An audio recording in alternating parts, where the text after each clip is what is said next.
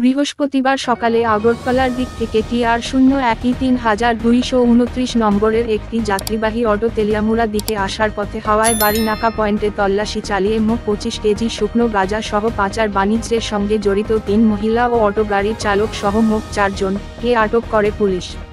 Police জানিয়েছে, আটককৃত গাঁজার আনুমানিক বাজার মূল্য 3 থেকে 4 লক্ষ টাকা। তবে পুলিশ প্রাথমিক জিজ্ঞাসাবাদে জানতে পারে, আটককৃত 3 জনের মধ্যে একজন মনু, একজন আগরতলা এবং অপরজন ডম্বুরের বাসিন্দা বলে জানা যায়। তবে গাঁজা পাচার চক্রের সঙ্গে জড়িত চুনুপুটিদের আটক করতে সক্ষম হলেও পুলিশের ধোঁয়াছোঁয়ার বাইরে রয়েছে রাঘব বোয়ালেরা। অনুমান 8টার সময় আগরতলার দিক হইতে একটি অটো আসছিল হাওয়াইবাড়ি নাকা পয়েন্টে। অটো থেকে দাঁড় করানো হয়, যার নাম্বার TR-01E3229। তো অটোতে তল্লাশি করে 3 জন মহিলার ব্যাগে অনুমান 25 কেজি মতন আমরা গাঁজা উদ্ধার করতে সক্ষম হয়েছি।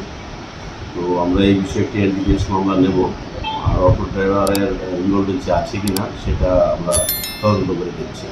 স্যার, বাজার মূল্য কত হবে? বস করে আর আনুমানিক বাজার মূল্য হবে 3,50,000 টাকা।